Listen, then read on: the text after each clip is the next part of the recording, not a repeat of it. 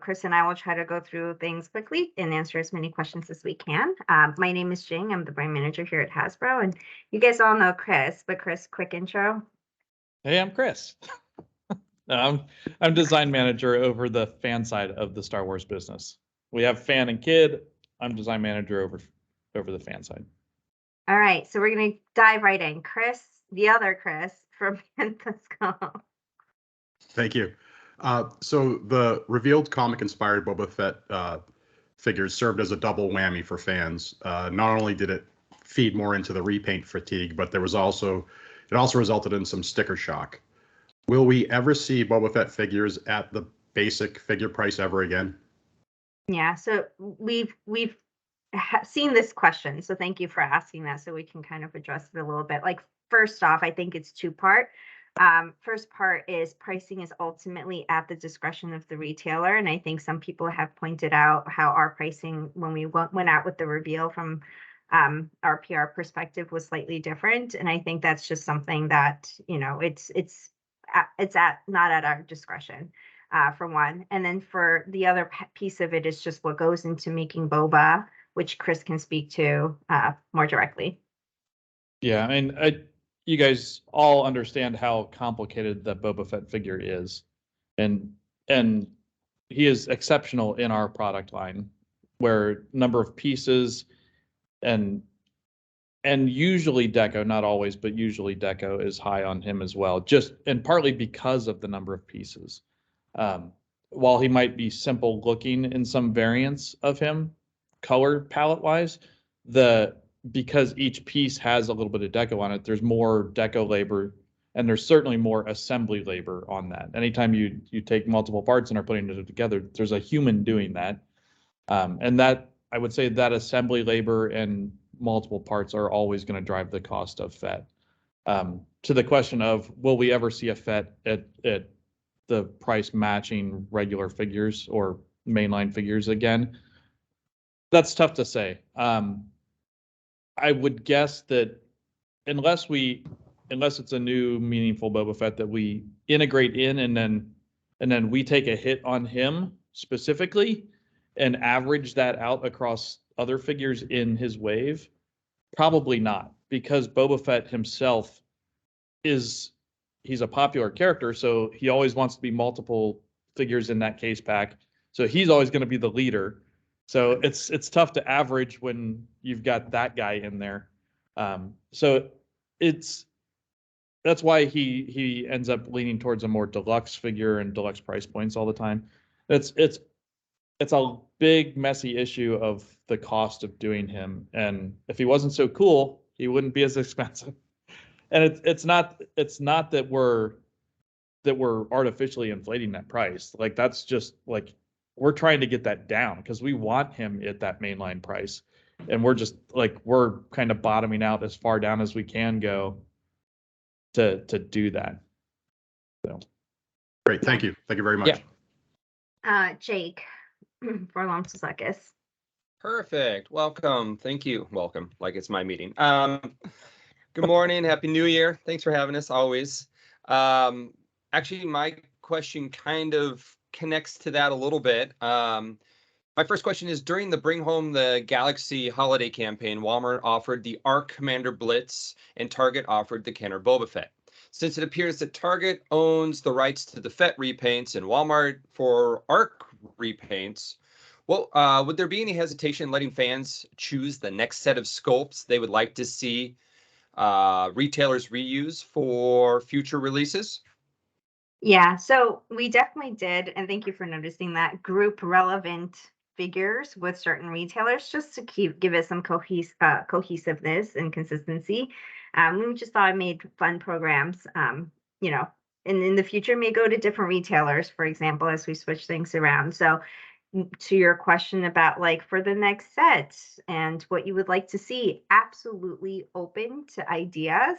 That is without a doubt, especially if you see programs like that just make sense. We'd love to hear from you. So we do read a question that we've gotten is like, do we pay attention to the we do. Yeah. sometimes something gets posted, we immediately get like a ping from Eric and Emily and be like, did you see this? So if you put it out there, we will definitely keep an eye out. So thank you for bringing that up. Thank you. Cool. All right, moving on, Maria. Hi, yeah, it's me. Sorry, Mary. I guess I have Maria. Do you go by Mary? Yeah, I go by Mary. Yeah. It's simple like that.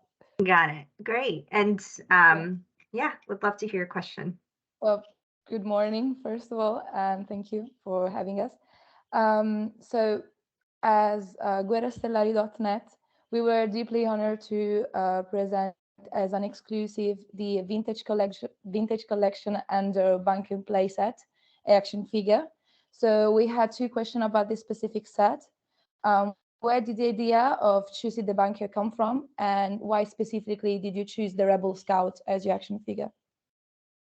Well, with with all our play sets that we do, we try and pick ones that are kind of a central scene, or at least a scene that will support a lot of other characters and figures in that scene. And that bunker scene, obviously in Jedi, like that's a massive scene of troopers and heroes and Ewoks and all sorts of stuff. So it provides a great display backdrop for our fans' collections. So that's part of what went into that. I mean, also Return of the Jedi and the anniversary, like we knew it was going to be a Return of the Jedi one. And there are a few, we were already doing the Boba Fett's throne room, so fans are already getting a Jabba's palace sort of thing going on.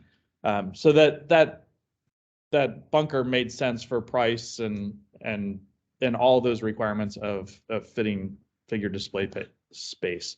It also it formed kind of an anchor. I mean, you guys know about the ATST, like the speeder bike. There's other stuff, and it forms the kind of the central location to build out that little world and scene. So all those pieces were all supporting each other to make that a meaningful choice. The figure himself, that's just straight up fun. I mean, it's a character we hadn't done before, and wanting to do kind of an obscure character that was meaningful to fans. I mean, I've always loved that guy, and then his version in disguise in the speeder bike outfit just felt like a very fun one to include in that set specifically. Thank you. Yep. Brian, Star Wars Newsnet. Morning, guys. First off, just thanks for having us on. My first question is, we at Star Wars Newsnet are big fans of the design of the Tognas. We first saw Benthic and Endrio, 2 tubes in Rogue One, and also in Andor. Hasbro did release a 3 3/4 inch figure, but are you guys planning to release a larger scale figure with these cool looking guys, especially after we saw 2 tubes in Andor? Well, we can't comment about anything we haven't announced yet, but he is agreed. Our team loves him too. You guys probably all know Eric and Eric's affinity for aliens and creatures. So Eric has him square in his sights, but we don't have anything to tell you guys yet. So that's fair. Augustine. I'm sorry if I mispronounced that. Thank you. Morning, Jim. Morning, Chris. Thanks for giving us the chance to interact with you. My first question is related to something that Mary asked before, and you, Chris, mentioned something already in your answer, but it's about the bunker and the ATST that comes with the Chewie figure. Why weren't Ewoks added in to expand on world building? Particularly thinking about the ATST, which comes with a $90 price tag, which is kind of high. Well, for the Ewok specifically, we don't have any new Ewoks planned for the Jedi line, but we wanted to give us a meaningful figure that tied directly to the ATST in there. The Chewie figure just made sense because, I mean, you guys know about Han coming to go with that bunker. it was just kind of a nice build out of that story and that scene, like I was talking just a little bit ago. It like Chewie being up in that ATST and yelling and scaring everybody, it just made that scene, and that was just part of that. Okay, thank you. Evan, Star Wars TVC. Good morning, you guys. Thank you again for doing one of these. Appreciate you. You're a little quiet, Evan. Oh, let's see. Is that a little bit better? Yeah. Yeah. Okay. Thanks. Cool. Okay, first off, this is on behalf of my teammate Tyler. TVC fans are delighted to see an all-new Admiral Piet added to TVC, a highly requested figure for many years. In the Empire Strikes Back, Piet's rank badge changes from 3 red squares over 3 blue squares as a captain to 6 red squares over 6 blue squares after his promotion to Admiral. Then, due to a costuming error, he reverts to the 3 over 3 captain badge in Return of the Jedi, along with every other officer, regardless of rank. It seems that this Piet release will include the inaccurate Return of the Jedi badge as part of the 40th anniversary celebration, which is fine.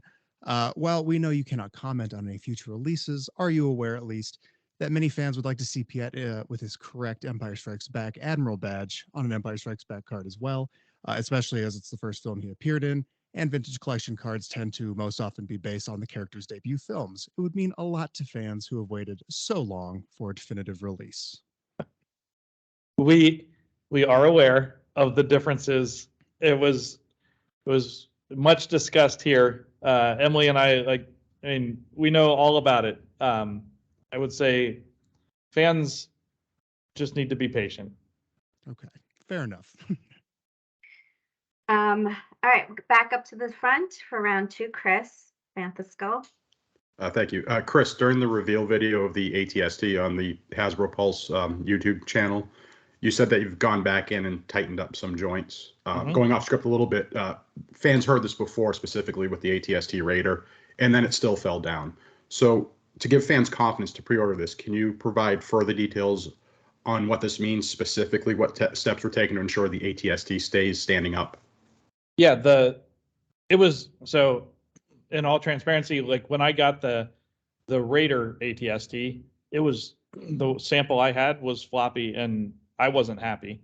On top of all the comments where I was already anticipating when I pulled it out that it was going to be a little loose. But so going into the new release, that was a huge thing to address. And we went back into all the little parts that make up the joints, all the different materials, and increased the stiffness of some of those materials, but also tuned the molds themselves to be a little tighter fitting.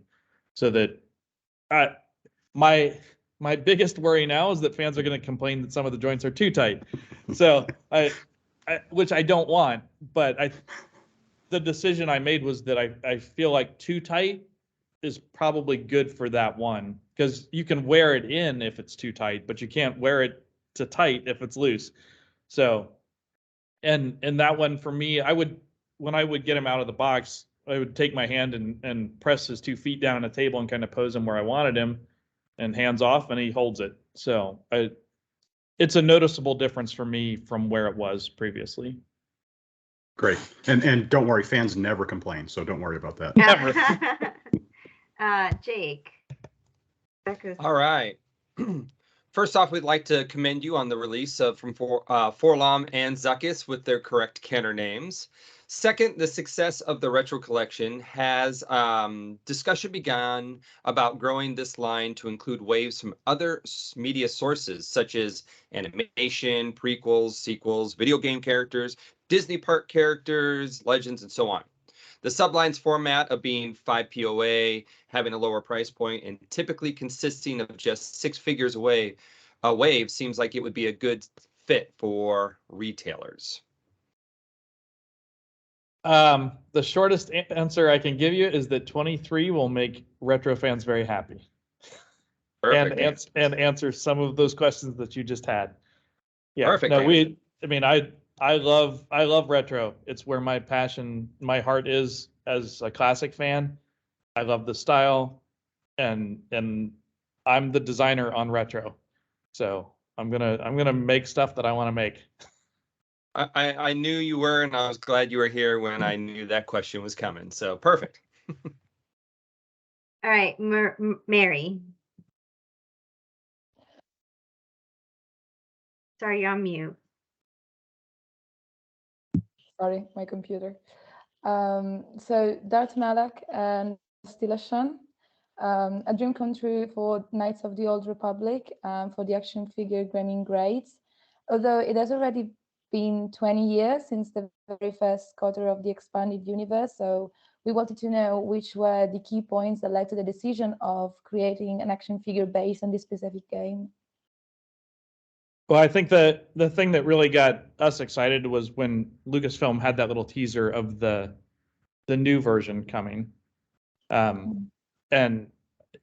those characters are, and Revan especially is, I mean, they're as much a part of Star Wars as a larger story than any other character. And I think sometimes we get so distracted by the new content that we forget about how important the breadth of content is. And that's when we're going back to gaming, and those other parts of the Star Wars universe are super meaningful to us, and we know to our fans too. So yeah, getting those in was something important to us, and answered a lot of that. Yeah, we know there's a great gaming community out there, and trust me, there are definitely people that play those games and advocate for those key characters. Well, and I think to the point of fan site surveys of figures that are wanted and stuff. I mean, those are figures that continue to come up on those sort of things, and that's part of us paying attention. We're trying to pay attention to everything going on. Brian, Brian, Star Wars Newsnet. So while we know that supply chain issues haven't completely gone away in recent years, Hasbro's Marvel Legends don't seem to have any problem getting the figures on shelves before the movies. While the Andor figures won't be out until spring, would it be possible to go back to having figures out in time for the start of a new Star Wars series? Yeah, I mean, that's something that we always and constantly strive towards. Like you mentioned, we're still adjusting to improving supply chains, and luckily we are seeing improvements come down the pipeline as, hopefully, knock on wood, the world goes back to a new normal and we have just a little bit more consistency.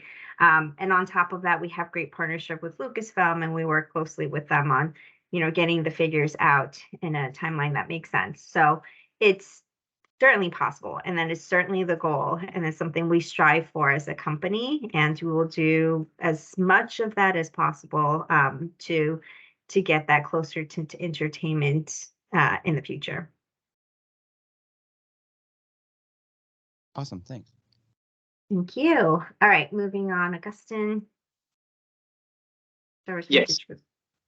My second question is not actually a question, it's more of a request and a reminder to make sure that you're aware that TVC fans are anxious for their third TVC Haslab.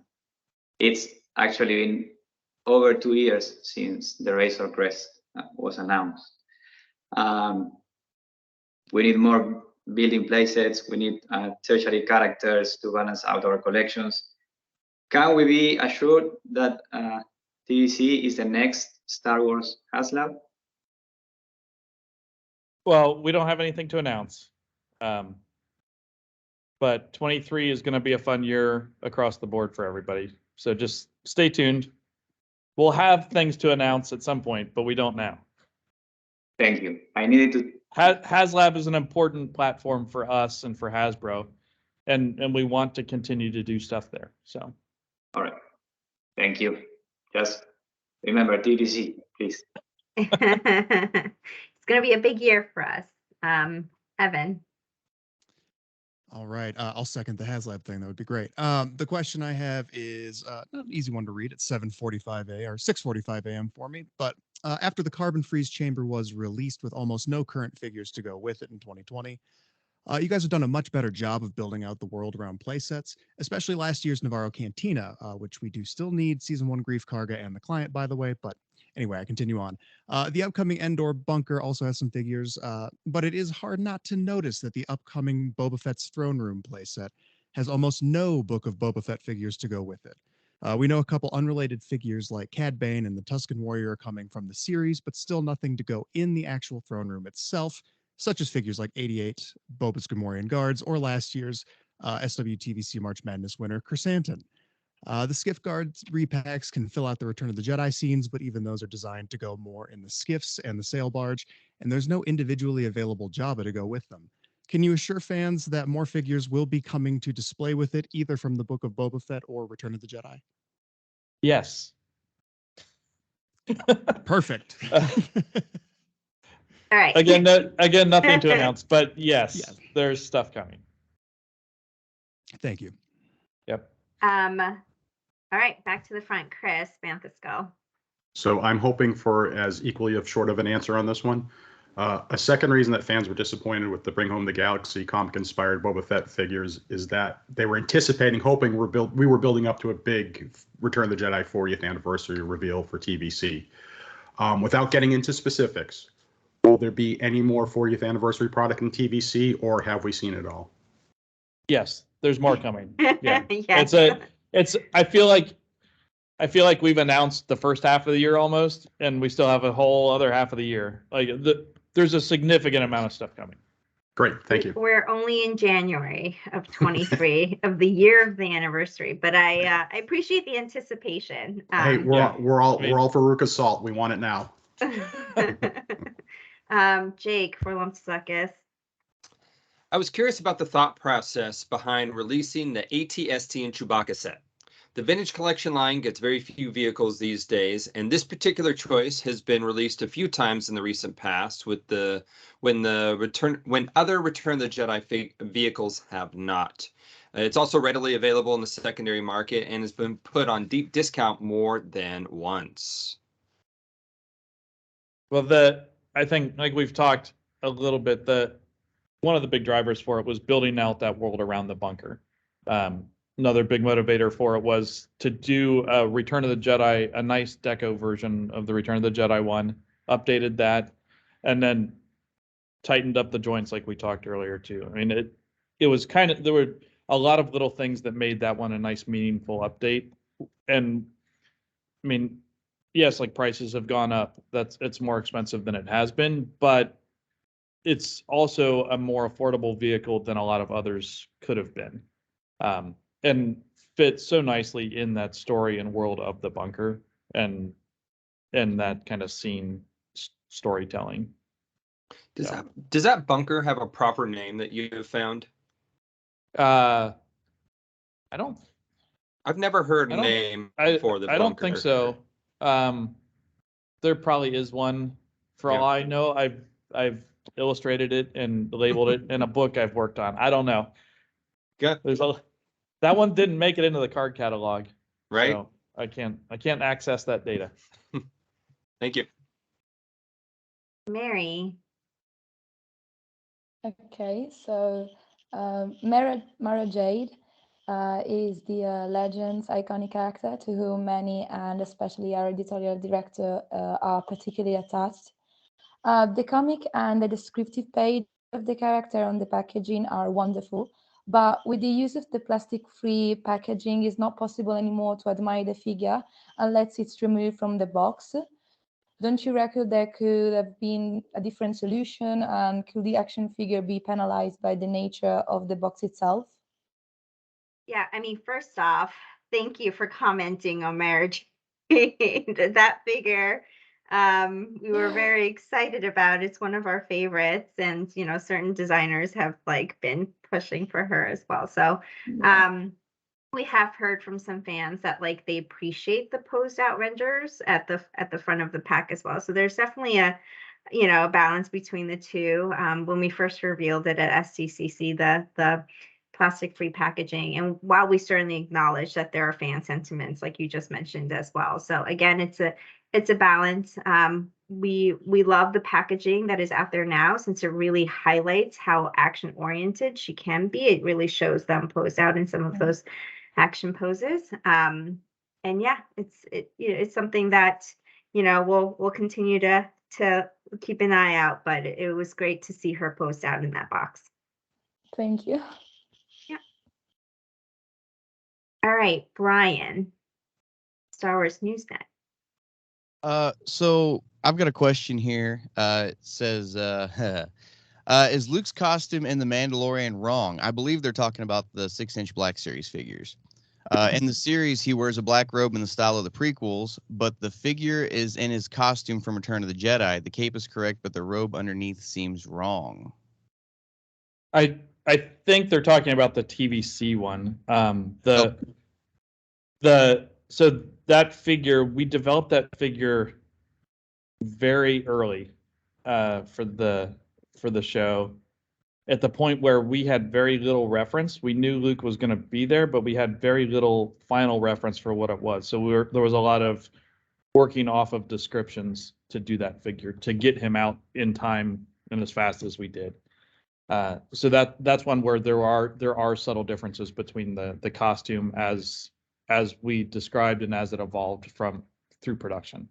And that's one of those things where just sometimes we're trying to do stuff so early and working so kind of in hand with our Lucasfilm partners that we're working as things are changing. So we can't always catch all those adjustments, but it's the sort of thing where we try and get as close as we can and stuff out as fast as we can. And sometimes the balance gets a little off, and that one, the balance got off on, we got him out fast, but we didn't get him quite as accurate as the show ended up being. So it's just that. It's a little bit of difference from working so early on him. Fair enough. Thank you. Mm-hmm. All right, Augustine. Yes. Here's another request. It's about new tooling. Looking back at last year, according to our calculations, only 10 TVC figures were all new tooling. There's been a petition to expand and help increase the tooling library to balance the scales and to make TVC as healthy as possible. Incremental progress doesn't seem to be enough. So is there a chance, and now I'm tying this up with my previous request, is still on the table, the idea of having figure dream packs via Haslab? Yeah, I mean, figure dream packs are something that's on our radar. It would be a great way to deliver figures for fans. I do think that the number of new tools that you guys think there were is maybe off a little bit, and I think that's because of shipping schedules and stuff. It's not the number we plan and we track to, but because of delays and early shipments or late shipments, like I think that number, while it might be what's actually happening, that's not how we're planning it. So we're trying to deliver differently than that. But to the question of the figure packs, yeah, like that's something that's on our radar, and we look to as a potential future way to go, but it's not something that we've done yet, but isn't off the table. Basically, anything you guys come up with becomes on our radar. Yeah. I mean, if it's something you guys want, it's in our interest to get it to you. Yeah, so. we've heard it, just like you guys have talked about it. But nothing to know. Thank you. Evan. Yeah. My next question is, one, thank you for switching to the thicker card backs on the vintage collection a few ways back. It has helped make sure that the figures can arrive in a little better condition.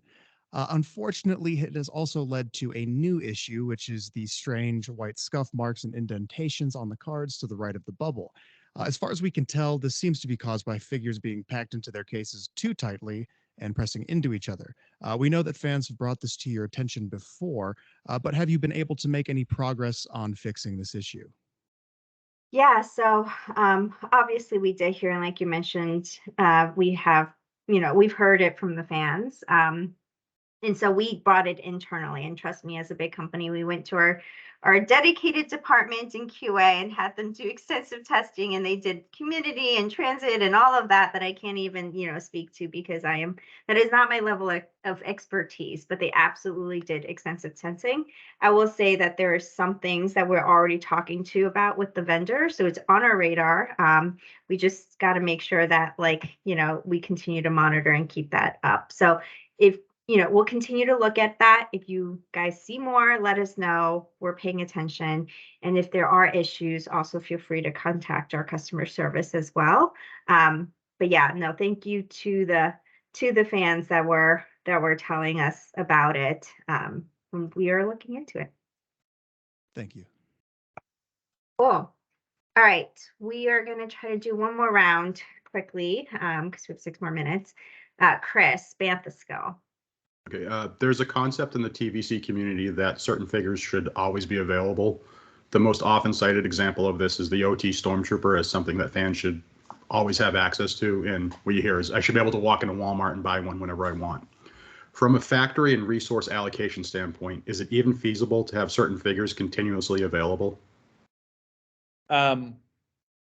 Short answer, probably not.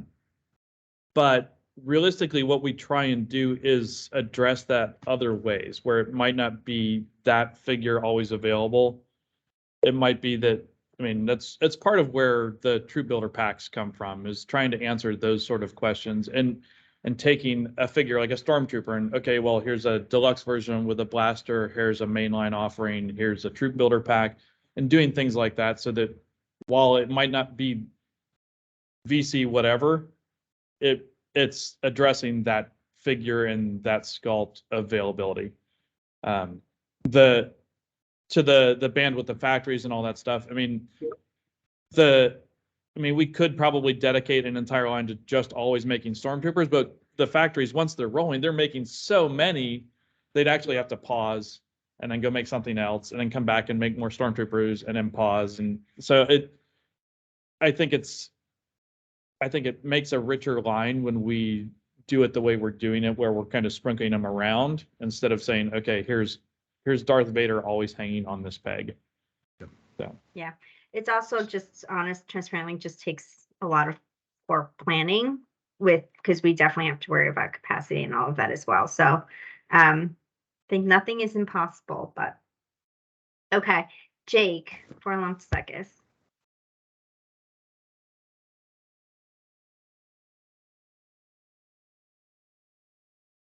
I think he's frozen. So we can certainly circle back to him. Okay, Mary. Okay, so Star Wars Bring On the Galaxy. You presented an audit to Boba Fett's action figure, the comic art edition and the vintage comic art. So someone could believe that apart from the coloring of the coloration, there aren't any more differences. So could you please illustrate some of the details that distinguish them? I'm sorry, I got distracted by an emergency thing happening here. It's okay. Don't worry. It's Boba Fett. Mary, yeah, we wanted to know if you could please illustrate some of the details that distinguish the vintage comic art and the comic art edition of Boba Fett that you presented. Has Star Wars Bring On the Galaxy, of course, apart from the coloring and the coloration of the figures. Yeah, I think we've talked a little bit about just how complicated those figures are to make. Yeah. Those comic ones, it was part of trying to figure a fun new way to bring Boba Fett figures to fans. And tell a larger story about that character and how much meaningfulness there has been around him and different looks for him. In the comic versions, it was a great way to look at kind of a fun different looks for him. So in doing those couple different comic ones, the Kenner ones, like that, all that sort of stuff talks to the history and the evolution of Fett and that Cam Kennedy art and some in that Marvel comic art. And I know for me, those were so iconic versions of that character, and the team did such a great job interpreting that art into Fett. I mean, down to reflections on the visor that mimic stuff in the comic art. So it's just about celebrating Boba Fett and his different takes over time. Thanks. Awesome. Awesome. Sorry, I Well, got distracted. I'm trying. Of course. Stop no looking at worries. you. Yeah. Jake, I think welcome back. I think you Yeah. got disconnected. So we'll circle back up to you so that you can ask your question. Thank you so much.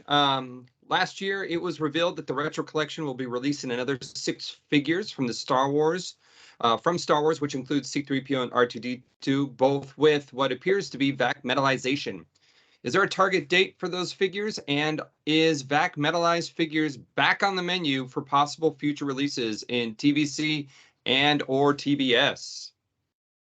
Yes, so as an update, we are targeting spring of this year. So very shortly, we should hopefully be seeing more of that.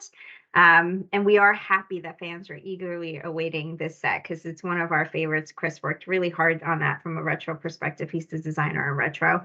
As for future opportunities, like Chris can speak to it, it's something that like we certainly love to explore, especially given the popularity of it, but the cost of it won't let us be like just a regular figure. So it definitely has to be a special pack, like we saw with this pack that you're referencing right now. And if there's something specific that the community wants to see that they think will be extra cool as a special pack with those back metal options on it, something we'd love to hear from the team, from the community. Spring, it's almost here. Spring. Yeah, and it looks really cool. The R2 and 3PO are worth the wait. Those 2 figures alone. So yeah. Brian. My final question for you guys. I know you guys can't talk a whole lot about Haslab and what you guys kind of have coming down the pipeline for it.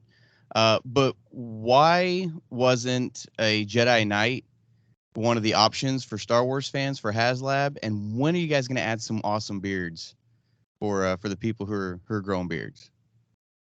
You mean for selfie series? Right, for the selfie series, yes, sir. Oh. Just stay tuned. There's selfie series isn't going away, and it's growing and continuing. So, as a guy with a beard, I feel the question deeply. But yeah, stay tuned. We'll have more on that at some point. Yeah, and Thank you. nothing to share on Haslabs, but you know, it's always on our radar. It's a big platform for us as well. Awesome. Cool. All right, Augustine. Hey, my next question is about the speeder bike. Can you speak to why the speeder bike lacks previous features like adjustable handlebars, adjustable blaster cannon, or peg holes in the feet, while there you spend money on other tooling like the engine compartment? Mm-hmm. Well, that was so the speeder bike. I mean, obviously with Return of the Jedi, the speeder bike's such an iconic part of Return of the Jedi, and wanting to do that for the anniversary. And doing the speeder bike, there are a lot of things that went into that decision, and to retool that and do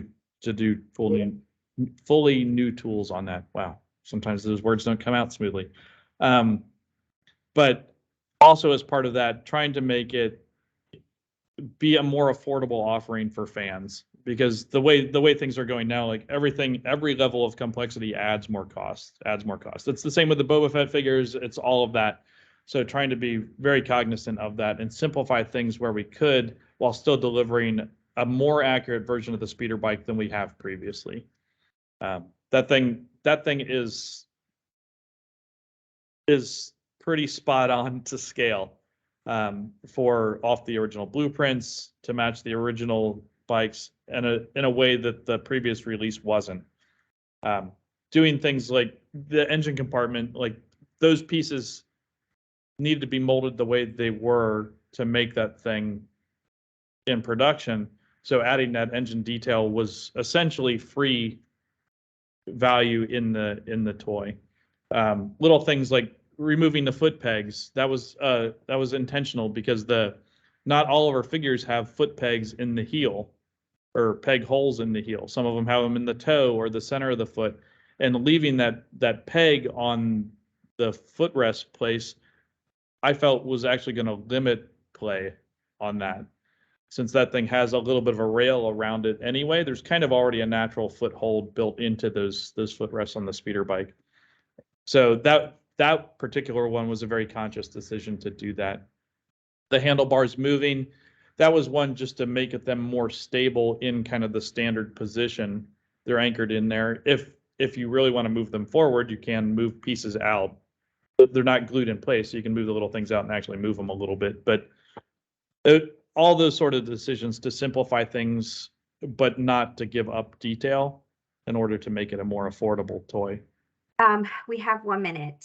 Well, actually, we're 4 minutes over. So, Evan, if you have a quick one, we'd love to quickly answer that to close out the round. I'll just say none of mine are quick, so I'll just say we're farming information for our March Madness this year, so I hope you guys are ready to see what the community is asking for. Oh, We are dying we for are. it, yeah. Evan, keep it coming. We saw the call go out the other day. Yeah. Oh, So. awesome. Hope you guys are watching. Appreciate it. And then just a quick flag, tomorrow we do have, I know this is Star Wars, but we do have an indie live stream tomorrow that Chris is going to be on at 11 a.m. So please feel free to join us and see, Chris and Patrick and Eric talk about new indie news. Oh yeah, there's some cool stuff there too. More retro. Just to hijack slightly. Thank you everyone for joining us, and sorry that we went a few minutes late. We always love doing this with you, and I'm sure we'll see you all soon. Thank you. Thank you. Right.